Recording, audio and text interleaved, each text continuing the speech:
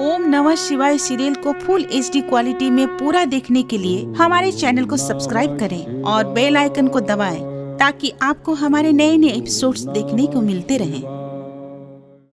मैं ओंकार अनाचारी व दुराचारी प्राणियों का संहार और सदाचारी व धर्माचारी प्राणियों का निस्तार करने वाला करतार हूं। मैं ओंकार हूं। कक्ष के बाहर निगरानी कर रहे गणेश शिव जी को कक्ष में जाने से रोकते हैं। शिव क्रोधित हो लौटकर नंदी आदि शिवगण को उसे हटाने को भेजते हैं। गणेश उन्हें मार पीट कर लौटा देता है। शिव नंदी को उसकी शक्ति का भास करवाकर उसे दोबारा भेजते हैं, परंतु उन्हें दोबारा भी उसके हाथों मार खाकर कैलाश लौटना पड़ा। नंदी व शिवगण की चीख पुकार सुन देवगण कैलाश पर आ सारा वृतांत सुन गणेश को कक्ष से हटाने वहां पहुंचते हैं, परंतु ब्रह्मा विष्णु व इंद्र तथा सभी देवगण को भी बालक गणेश ने पराजित कर दिया। तो शिव जी क्रोध में आकर त्रिशूल से गणेश का शिरोच्छेद कर देते हैं। मां पार्वती क्रोधित हो नव दुर्गा का रूप धारण कर विनाश का संकेत देती हैं। तब सर्वदेवगण ब्रह्मा विष्णु आदि नव दुर्गा की स्तुति कर उनसे क्षमा याचना करते हैं। तत्पश्चात गणेश को पुनर्जीवित करने के लिए भगवान शिव के समीप जाते हैं। वो बालक गणेश है, माता पार्वती और आपका पुत्र। उसे जीवित करना होगा देवेश्वर, अन्यथा देवी पार्वती संहार नहीं रोकेंगी प्रभु। उस उद्दंड बालक का वध करना मेरा उद्देश्य नहीं था, पर उसकी भयानक युद्ध वृत्ति का अंत करना भी आवश्यक था।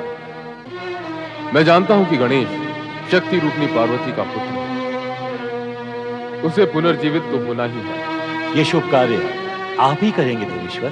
हम सभी की इच्छा है कि बालक गणेश पुनर्जीवित हो, इसलिए यह कार्य हम सब मिलकर करेंगे। आरंभ श्री हरि विष्णु करेंगे। मुझे क्या करना होगा भोलेनाथ? आपको उत्तर दिशा में जाना होगा। उस ओर जाते हुए आपको मार्ग में जो भी पहला प्राणी दिखे उसका मस्तक काट कर ले आए।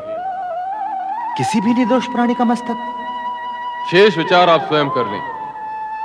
किसी भी निर्दोष प्राणी के साथ अन्याय नहीं होना चाहिए।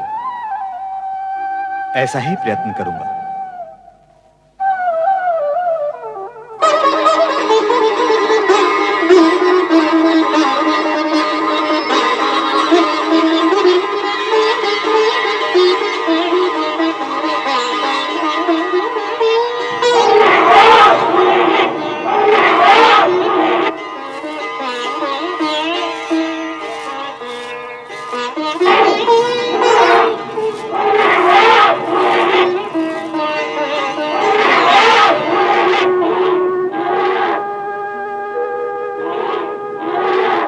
आपको उत्तर दिशा में जाना होगा।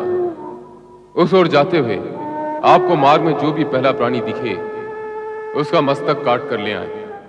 यही तो है पहला प्राणी, इस निर्दोष का मस्तक।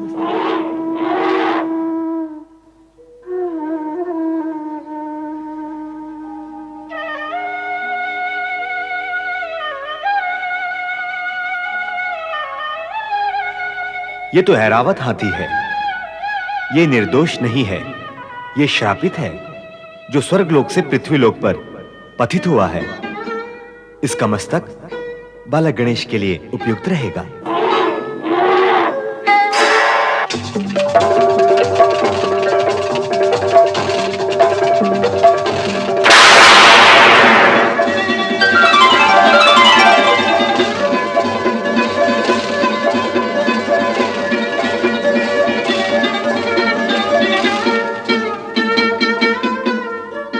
श्री हरि विष्णु के चरणों में ऐरावत का कोटि कोटि प्रणाम।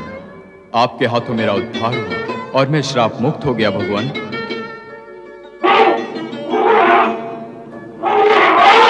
तुम्हारा श्राप काल पूर्ण हो गया था ऐरावत। विधि के विधान में एक एक पल की गणना और गणित है। भगवान शिव द्वारा गणेश का मस्तक काटना और उन्हीं के आदेशानुसार मेरा उत्तर दिशा में जाकर तुम्हारा मस्तक काटना ये संयोग मात्र नहीं है, ये सब निश्चित कार्यक्रम, काल गणना और कार्यफल के अनुसार घटित हुआ है। जाओ, स्वर्ग जाओ।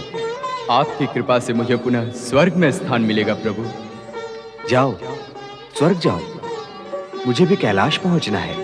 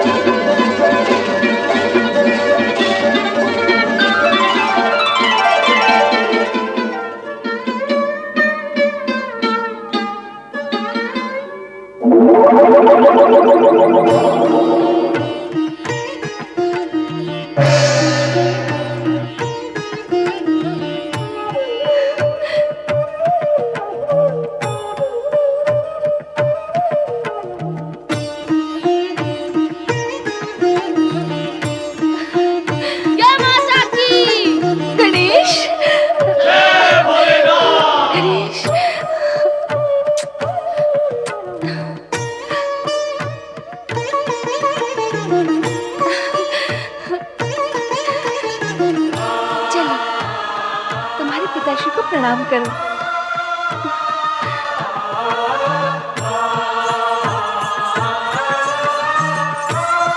प्रणाम पिताश्री। गणेश गजानन हो गए।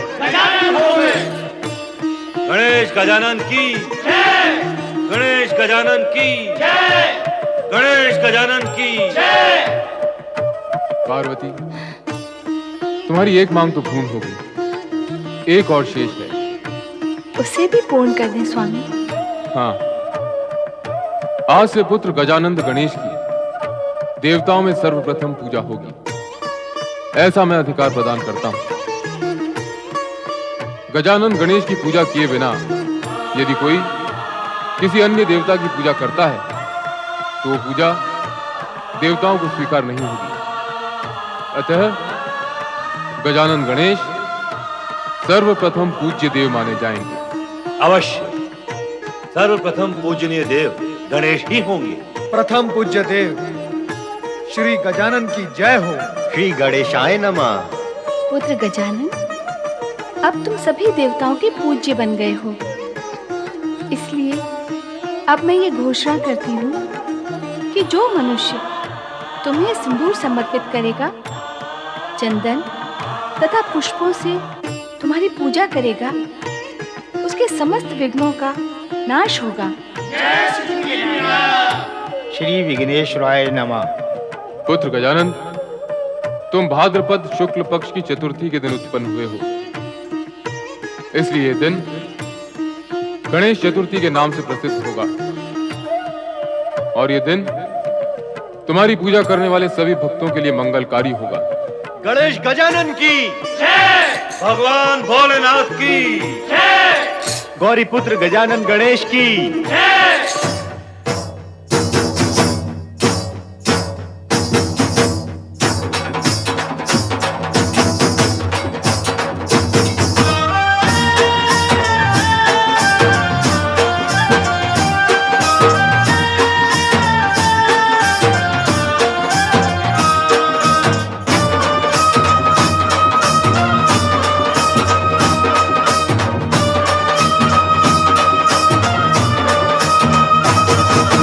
जय जय गौरी पुत्र गणेश, जय जय गौरी पुत्र गणेश, जय जय गौरी पुत्र गणेश, जय जय गौरी पुत्र गणेश। सर्वदेव के प्रथम पूज्य हो, परम हितैषी तुम हो हितेश। सर्वदेव के प्रथम पूज्य हो, परम हितैषी तुम हो हितेश। जय जय गौरी पुत्र गणेश, जय जय गौरी पुत्र गणेश।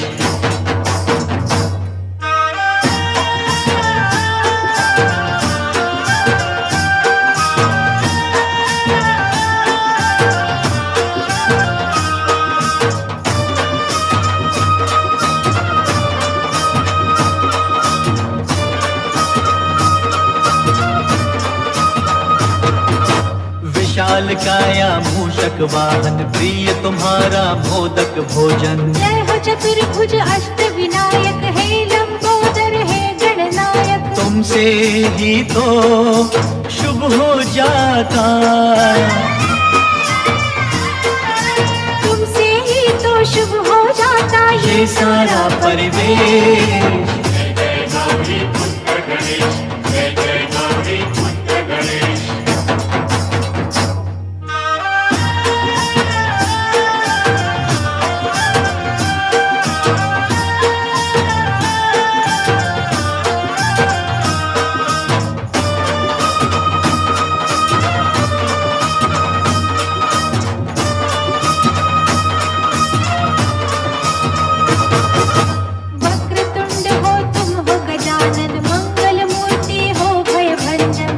सिद्धि के तुम हो दाता, भाग्य के भी भाग्य विधाता। तुमसे कटते तुम ही हरते,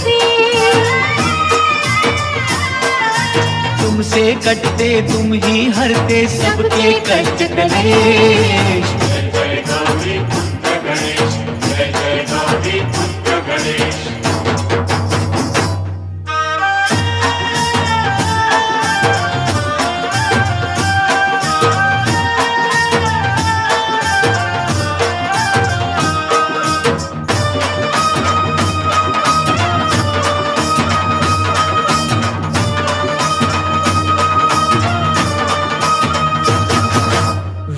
हरता हो तुम सुख करता, जग के पालक हो दुख हरता। तुम ही करता तुम ही कारण, अर्थ समर्थ हो शुभ गुण कानन। तीनों लोक में शेष सभी हैं,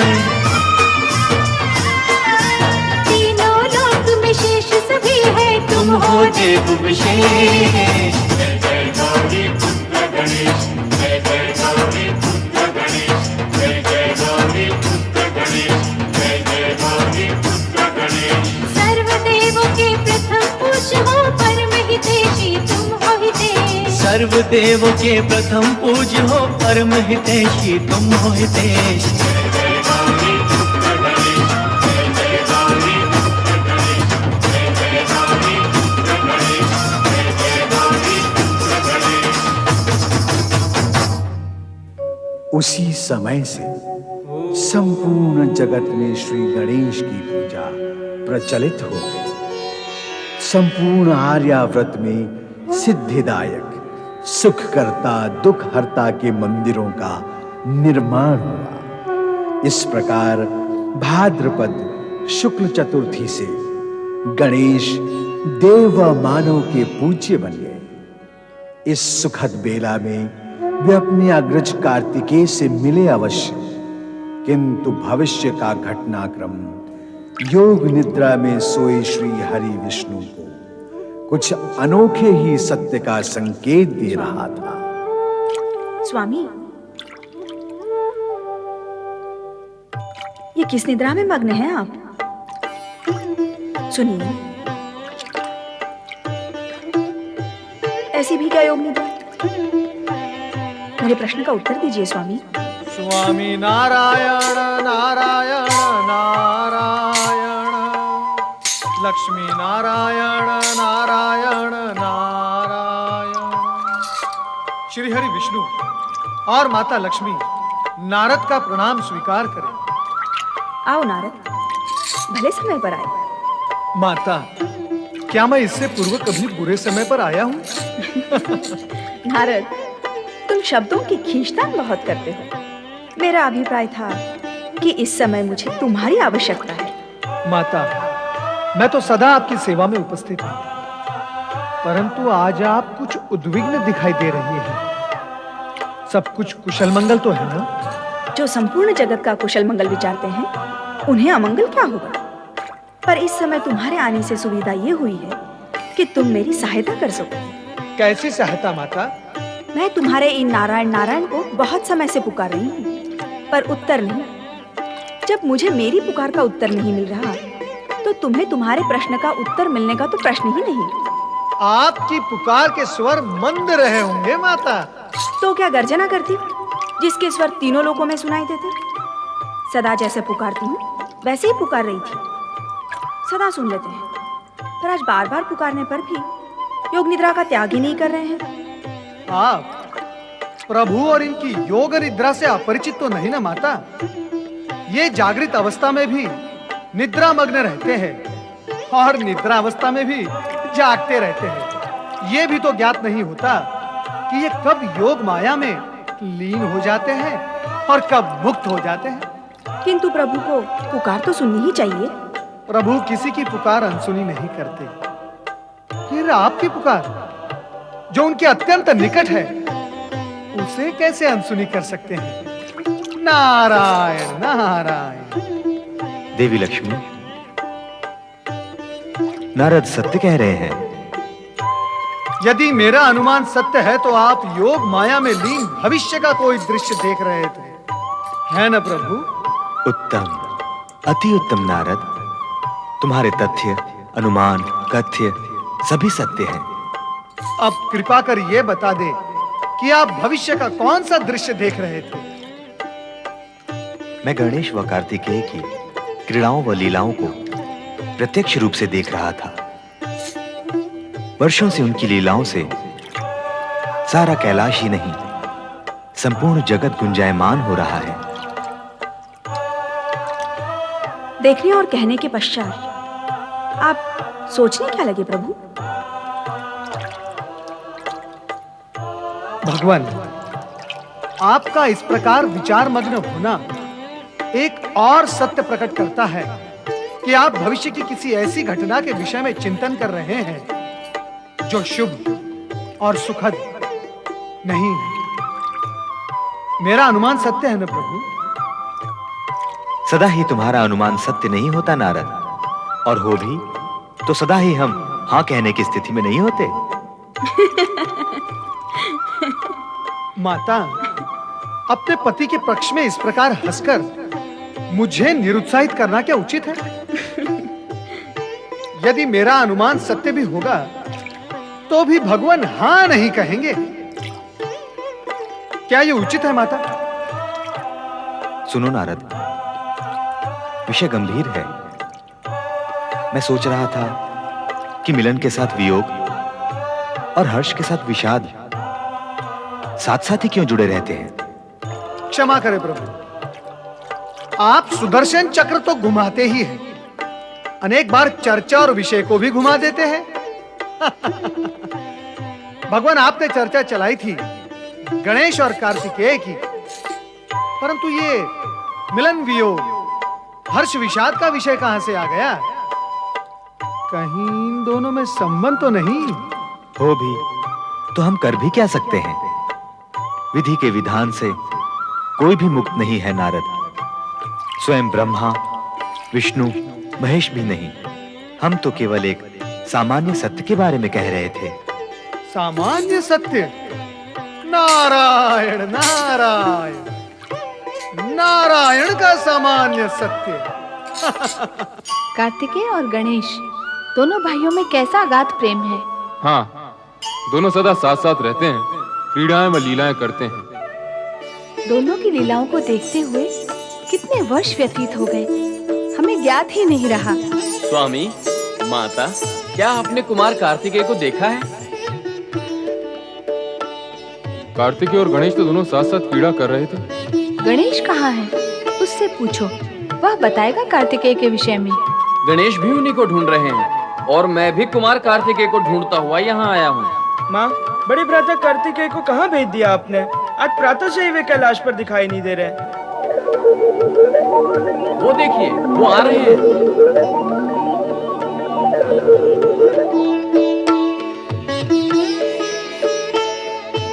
प्रणाम माता। कल्याण भाव। प्रणाम पितृदेव। यशस्वी भव। बड़े भ्राता कार्तिकेय, कहाँ रह गए थे आप? आज प्रातः से ही मैं आपको ढूंढ रहा हूँ। हाँ पुत्र, बिना बताए कहाँ चले गए थे तुम? हम सब चिंतित थे। जाया करो तो बताकर जाया करो। माता, मेरा मन जब भी अगस्त ऋषि से मिलने का इच्छुक होता है तो मैं दक्षिण दिशा में स्थित उनके आश्रम में चला जाता हूँ। बताकर जाते तो हमें चिंता न होती। भविष्य में ध्यान रखना। आपकी आज्ञा का पालन करूंगा माता। चले बड़े भ्राता, चलकर खेल खेलते हैं। हाँ अवश्य, चलो चलो चलो।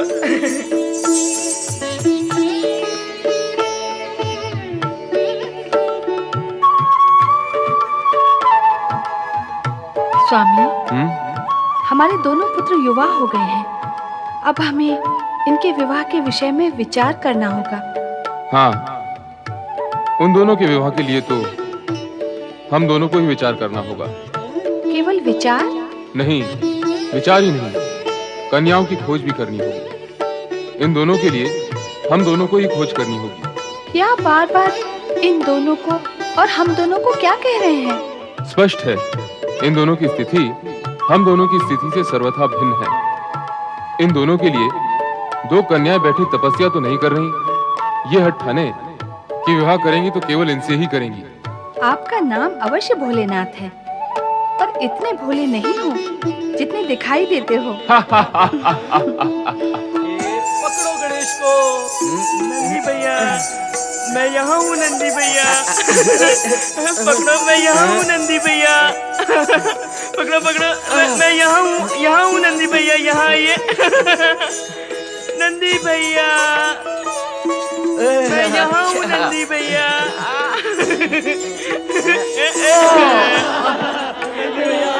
नंदी भैया हार गए, हार गए। भिंगी, तुम मेरी आंखों पे पट्टी बांधो, मैं पकड़ूंगा गणेश को।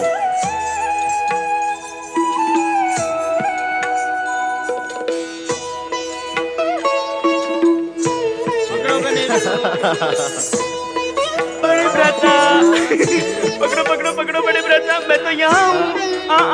नहीं नहीं, बड़े भ्राता, कार्तिकेय भ्राता, मैं यहाँ हूँ। आइए आइए, यहाँ आइए बड़े भ्राता, मैं यहाँ हूँ। बड़े भ्राता, मैं तो यहाँ हूँ।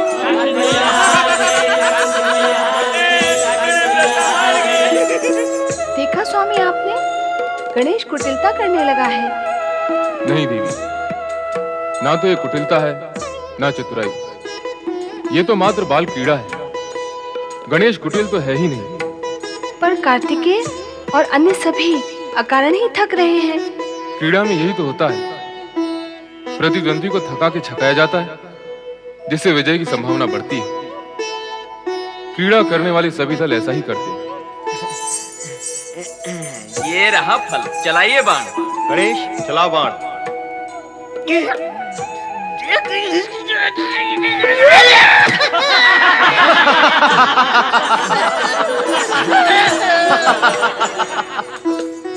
अरे डरते क्यों हो, डटे रहना, डटे रहना। गणेश,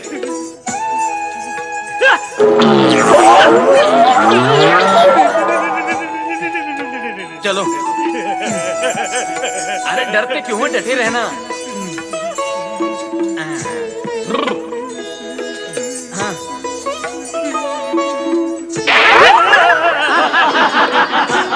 बड़े भ्राता, मुझसे तो सब डरते हैं, आप चलाइए तीर। लाओ। मेरे प्राण तो बच जाएंगे ना। अरे डर मत।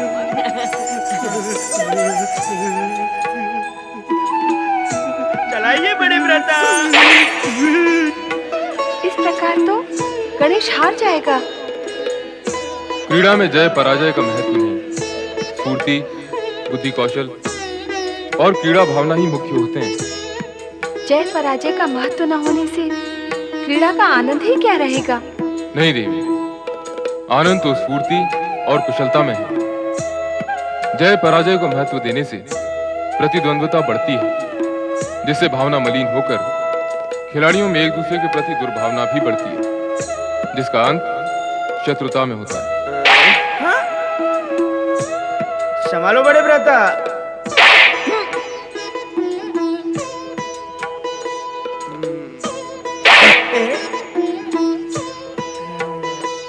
ये लो बड़े भ्राता। गणेश, तुम कुटिलता कर रहे हो। बड़े भ्राता, छोटा हूं ना, भूल तो हो जाती है। दोनों भाइयों में प्रेम और स्नेह है। होना भी चाहिए, स्वाभाविक है। चर्चा का विषय तो तब होता जब दोनों में वैर अथवा घृणा होती। पर स्वामी, क्या यह आश्चर्य का विषय नहीं कि भाइयों में वैर और घृणा होती है? आश्चर्य उनके लिए जो प्रेम और स्नेह की गति को स्वाभाविक और जीवन का एक आवश्यक अंग मानते हैं, पर जो स्वार्थ, भौतिकता और अधिकार के भ्रम में पड़कर मिथ्या सुख को ही सर्वोपरि मानते हैं, उन्हें ना तो आश्चर्य होता है, ना ही लाज आती है। जगत में व्याप्त तो सत्य कुछ भी हो, पर हमारे पुत्रों में प्रेम भाव है। हाँ, सो तो है।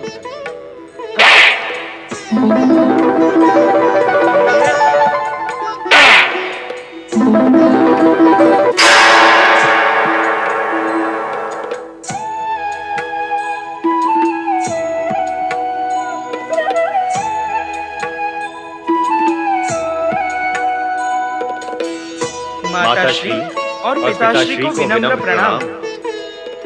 कल्याण भव। अरे तू अब तक पुष्प लिए घूम रही है? मैं घूम नहीं रही, प्रतीक्षा कर रही हूँ। अच्छा, तो अब तू भी प्रतीक्षा करने लगी? बुद्धि की बैरी, वाणी को विराम दे। मैं भगवान शिव की प्रतीक्षा कर रही हूँ कि कब वो समाधि स्थल पर आए और मैं उन्हें पुष्प अर्पित करूँ। देख देख, वो आ गए। दोनों पुत्रों की आयु विवाह योग्य हो गई है। अब हमें इनका विवाह कर देना चाहिए। मैं दोनों से पूछकर उनकी इच्छा भी जान लेती हूँ। क्या पूछना है उनसे? उनकी इच्छा अर्थात यही कि वे भी विवाह के लिए सहमति दें। लगता है दोनों में महत्वपूर्ण चर्चा हो रही है, इसीलिए तो विलंब हुआ है। देवी पार्वती, हम दोनों उनके माता पिता हैं और वे हमारी संतान। अभी वो युग नहीं आया है कि विवाह के लिए संतान की इच्छा और सहमति आवश्यक हो।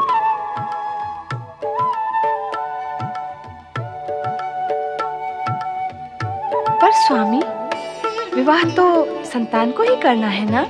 तो क्या इसका निर्णय संतान करेगी?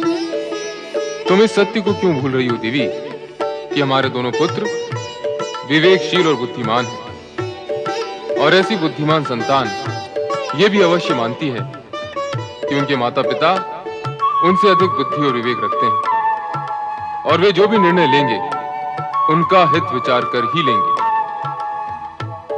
माता पिता की इच्छा और निर्णय के विरुद्ध अविवेक और युवावस्था के उन्माद में विवाह करने का युग अभी नहीं आया देवी। पूज्य माता पिता के श्री चरणों में हमारा प्रणाम। सदा कल्याण हो और सदा कल्याणकारी रहो। अद्भुत आशीर्वाद। सदा कल्याण हो और सदा कल्याणकारी रहो। हाँ देवी, दूसरों का कल्याण करने वालों का सदा कल्याण होता है, इसलिए सुख की कामना करने वालों को कल्याण कार्य करते रहना चाहिए। माँ, पिता श्रेष्ठ का ये मंत्र हम आत्मसात करेंगे, किंतु ये बताइए कि आपने हम भाइयों को आशीर्वाद क्यों नहीं दिया? तुम दोनों को तो मैं अनेकानेक आशीर्वाद दे चुकी हूँ। ओहो, तो अब अन्य किसी को आशीर्वाद देने का विचार है? हाँ। भला बताओ तो किसे? अपनी पुत्र वधुओं को। पर वे हैं कहाँ? है नहीं तो हो जाएंगी। पुत्रों, तुम्हारी माता अब तुम्हारा विवाह कर देना चाहती है। सत्य है, मैं अपनी पुत्र वधुओं का सलोना मुख देखने के लिए अब व्याकुल हो उठी हूँ। अब तुम दोनों का कर्तव्य है कि अपने माता पिता की इच्छा पूर्ण करो। दोनों का नहीं माँ, केवल गणेश का। क्यों? तुम क्यों अपने कर्तव्य से भागना चाहते हो? पिताश्री, मेरी विवाह करने में रुचि नहीं। मैं इस बंधन में पड़ना नहीं चाहता। मैं तो जन जन में धर्म और शिव भक्ति का प्रचार करना चाहता हूँ। करो, पर विवाह तुम्हें कहाँ बाधक है?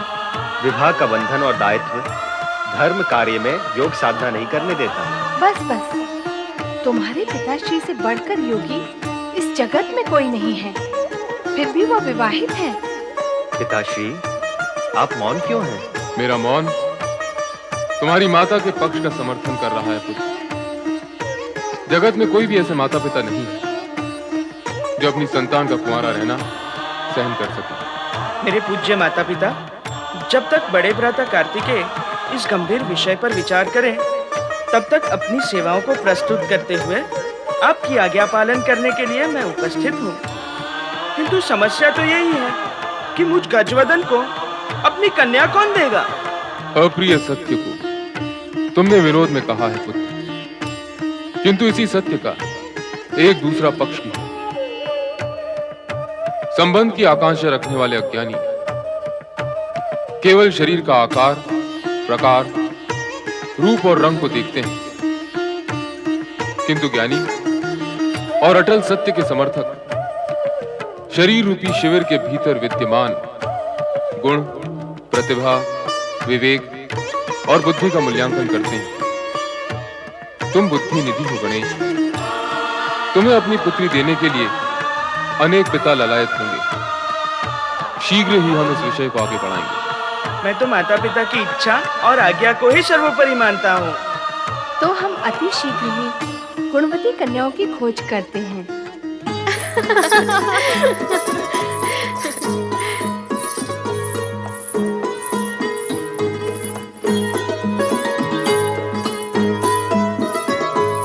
बुद्धि का प्रणाम स्वीकार करें पिताश्री। सिद्धि का प्रणाम स्वीकार करें पिताश्री। आयुष्मान भव पुत्रियों, सदा सुखी और प्रसन्न रहो। हमारे सुख के लिए हमें तीर्थ यात्रा पर जाने की आज्ञा दे पिताश्री। हाँ पिताश्री, हम दोनों बहनें तीर्थ यात्रा पर जाना चाहती हैं।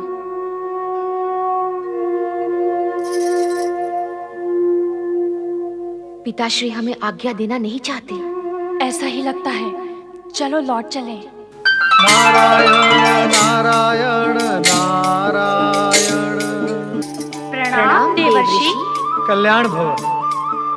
संसार के सर्वश्रेष्ठ, गुणवान, धैर्यवान, बलवान और चरित्रवान पति आप दोनों को प्राप्त हो।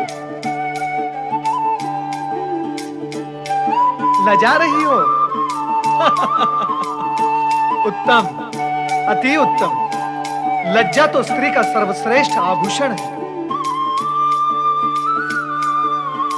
परंतु ये क्या, आप दोनों के मुख पर यह निराशा और विषाद की छाया क्यों है? हाँ पुत्रियों, कहो, तुम उदास क्यों हो? पिताश्री, हमने आपसे तीर्थ यात्रा पर जाने की आज्ञा मांगी तो आपने उत्तर नहीं दिया। हम दोनों ने यही समझा कि आप हमें भेजना नहीं चाहते। नहीं पुत्रियों, नहीं। तीर्थ यात्रा जैसे पुण्य और शुभ कार्य के लिए भला मैं तुम्हें कैसे रोक सकता हूँ? अवश्य जाओ और तीर्थों में अपने इष्ट देवी देवताओं से अपने योग्य वर पाने के लिए प्रार्थना करो, ताकि मैं भी अपने दायित्व से मुक्त हो सकूं।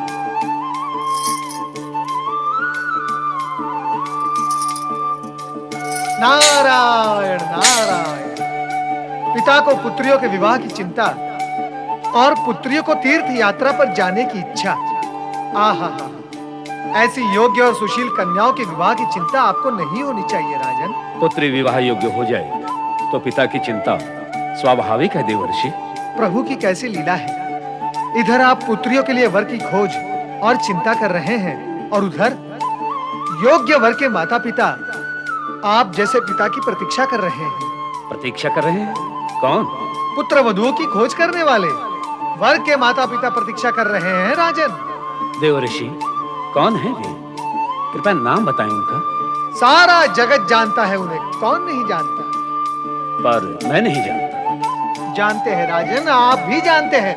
आप कृपया स्पष्ट रूप से बताएं, कौन है वे? राजन, विधि के विधान के अनुसार आपकी दोनों पुत्रियां शिव पार्वती की पुत्र वधुएं बनेंगी। विधि के विधान को पूर्ण करने के लिए आपको यथाशीघ्र कैलाश पहुंचकर शिव पार्वती से भेंट करनी होगी। देवर्षि, मैं आपका आभारी हूँ। आपके शुभ समाचार ने तो मुझे चिंता मुक्त कर दिया। आपके आदेशानुसार मैं शुभ मुहूर्त में कैलाश जाकर शिव भोलेनाथ के दर्शन करूंगा। पिता श्रेष्ठ, मुझे दक्षिण में अगस्त ऋषि के आश्रम में जाने की आज्ञा प्रदान करें। उसी क्षेत्र में मैं धर्म और शिव भक्ति का प्रचार करना चाहता हूँ। तो बड़े भ्राता, मैं भी आपके साथ चलूंगा वहाँ। नहीं गणेश, मैं अपने वाहन मयूर पे बैठकर शीघ्र जाकर शीघ्र लौट आऊंगा। तो जिस मयूर पर आप बैठोगे उसी पर मैं भी बैठूंगा। हट क्यों कर रहे हो गणेश? हट नहीं माँ, भ्रमण कर रहा हूँ। नहीं नहीं नहीं नहीं, भ्रमण करना चाहता हूँ। मैं कार्यवश जा रहा हूँ। तुम भ्रमण करना चाहते हो तो फिर माँ के पास कौन रहेगा? कैसी बात करते हो बड़े भ्राता? जब हम दोनों नहीं थे तब माताजी के पास कौन रहता था? पिताश्री। अब भी वो ही रहेंगे। गणेश, तर्क करने की आवश्यकता नहीं, तुम यहीं रहो। तुम्हारे पिताश्री ठीक कह रहे हैं गणेश, तुम्हें यहीं रहना चाहिए। अब माँ की आज्ञा को तो मैं टाल नहीं सकता। योग्य पुत्र माता पिता की आज्ञा मानते हैं, टालते नहीं। मैं शीघ्र ही लौटूंगा, अब विदा लूंगा।